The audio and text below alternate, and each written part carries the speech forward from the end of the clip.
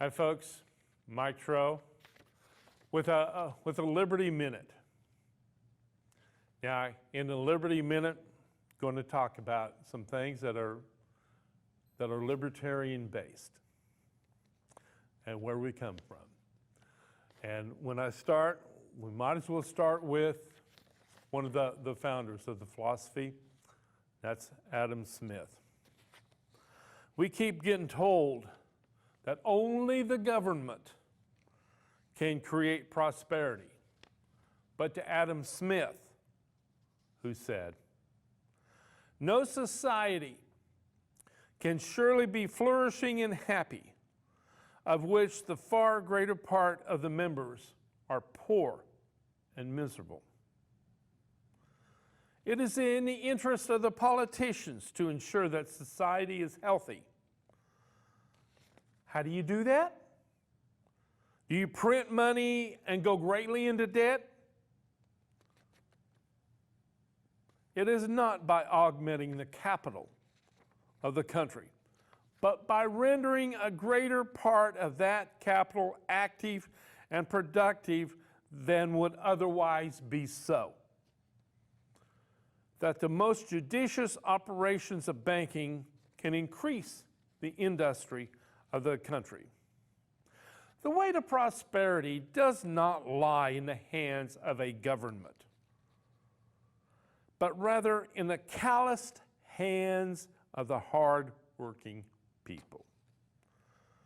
They need to be allowed to create and act in their own best interests, what Adam Smith referred to as the invisible hand.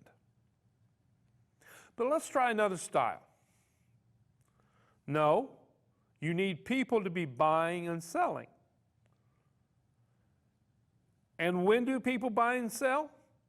Well, this is the problem that Governor Brownback has. People don't believe him, so they won't buy and sell. As Adam Smith would say, all money is a matter of belief. You must believe in the money, or it is just a piece of paper. So what makes the economy go? It is not from the benevolence of the butcher, the brewer, or the baker that we expect our dinner, but from their regard to their own interest. People act and respond in whatever manner is best for them. The business owners in Kansas took the money they got from the tax cut and put it in their bank accounts or took a vacation out of state. But they acted in their own interests. What's best for Kansas doesn't matter. Okay?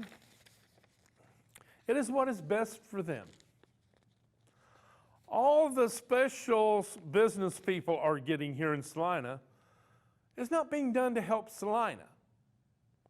I know some people would disagree with me, but it's being done because it's what's best for the business leaders and the government people. How do we know that Adam Smith's philosophy is good?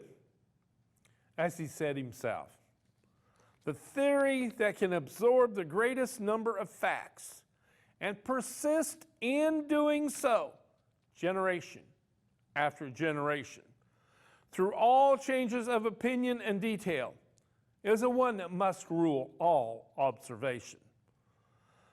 Because remember, the largest concern is in the fact that the real tragedy of the poor is the poverty of their aspirations. People must have a sense that the current situation is not permanent. They must feel they can progress. Having an overriding government controlling and manipulating people's lives leads to a loss of motivation.